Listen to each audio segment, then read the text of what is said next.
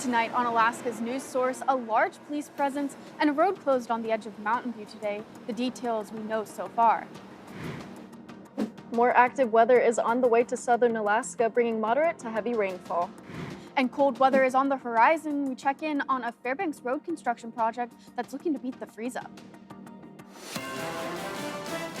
You're watching Alaska's news source. There was a large police presence near the 100 block of North Post Road today. The Anchorage Police Department says around 8 a.m. officers were called to the area, which is on the edge of Mountain View. There are no details on what this call was about. Post Road has been closed between 3rd and 1st Avenues today. APD did not provide any other details citing an active situation. The scene was still active as of at least 4 p.m. The Anchorage Police Department confirmed Sunday morning that the 911 line started working again late Saturday night. There was an outage that started Friday. The dispatch supervisor says the company APD works with was able to provide a patch. APD sent out an alert just before midnight Saturday night saying 911 lines are temporarily functional as work continues to resolve the issue. And Bailey, we're approaching the work week after a quiet weekend. What's the forecast looking like? Well, this morning I woke up to some fog, so you already know there is still moisture lingering in the area, but it was much drier this weekend than what we saw last week. The only rain that we really saw was just overnight scattered showers. So looking ahead for this week in our photo, with our out-the-door forecast and our photo from Tracy Try, we're just looking ahead to some cloudy conditions moving into Monday. So our high temperature is going to be in the mid-50s, but we do have a chance of showers, and that's going to come in the afternoon. And if we do get any showers, it's going to be very light showers, but more rainfall is expected heading into Tuesday and Wednesday. So just looking at our out-the-door forecast, you already see those overcast conditions moving in overnight. Those overcast skies are going to stick around throughout the day on Monday as we continue to get more of that moisture rolling in from a new system that's in the Alaska Gulf. But high temperatures, like I said, are going to be in the mid-50s. So statewide, we're going to look ahead to some cloudy conditions for south central and for southeast, but some heavy to moderate rainfall is expected in southeast moving into Monday. That's going to come in the morning and even into the afternoon. We do have a big system that we're going to talk about in the full forecast, but western Alaska is still staying relatively dry with those sunny conditions and the highs in the 50s. So it's not looking too bad for western Alaska, but of course in southern Alaska, that's where we're seeing most of that moisture. So looking at our autumn viewing, if you're a fan of the fall colors like I am, this is kind of what we're looking forward to in South Central. We're not seeing a whole lot of color, but in the upcoming weeks we're going to. But of course in Fairbanks, we're starting to see more of that peak autumn color.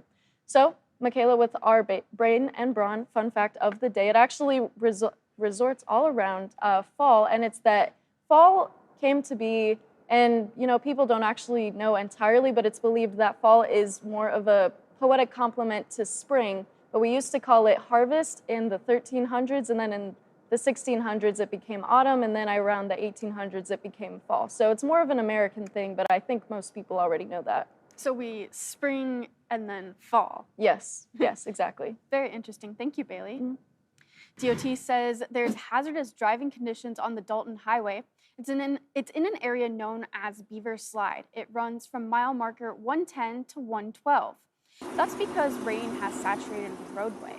There's video of the area from last Tuesday, which was days before the initial release from DOT Saturday, so it may not show the extent of what the road is looking like now, but it can give you a glimpse into the area. The department is describing the road as soft, saying travel is not advised. It says persistent rain caused the issue. The conditions are expected to last a few days. As Fairbanks comes ever closer to the start of winter, many construction projects are coming to a close. But as Adrian Peterson reports, one last project has just recently begun before the snow sets in, putting pressure on the crews to complete construction before the freeze-up. With just weeks to complete road renovations, an October deadline looms for crews working on Miller Hill Road, where the work has only just begun. This month, a new project began to widen this road, but freeze-up in the interior isn't far away. Right now, I am not aware of any contingency plans. When I spoke to the project engineer and the project manager, they are feeling very confident. The main focus is to widen the road by 10 feet with new 5-foot shoulders. The roadways were super narrow and there was almost no shoulder, so we're opening that up.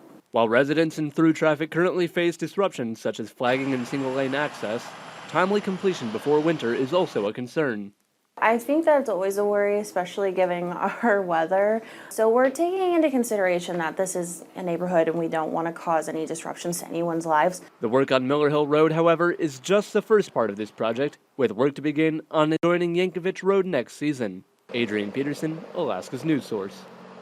Alaska has around 40,000 earthquakes a year. Most of them are harmless and not even felt, but strong ones can have major consequences. In an event like that, every second counts. And that's why the Alaska Earthquake Center wants people to know about technology that could let people and other technology know an earthquake is happening a few seconds before the shaking hits them. The pipeline got the alert and they would be able to enact an automatic shutdown, or the Port of Alaska got an alert and they were able to immediately implement, certain safety procedures to secure personnel and to secure equipment. Researchers say depending on quake magnitude and where someone is when it hits, people could get 10 or more seconds to prepare for the quake. The system is already in Oregon, Washington, and California. It's also in use in more than a dozen countries around the world. Alaskan seismologists have known about the technology for multiple years, with the idea of implementing it sitting on the horizon. First, we have to get the funding. This is not cheap. Right. We have to kind of optimize our system, build more stations in some places, maybe move some out of other places. Thanks for listening. Click subscribe so you can get the latest podcast from Alaska's news source automatically. And stay up to date with breaking news and in-depth reporting available for free 24/7 with the Alaska's news source app.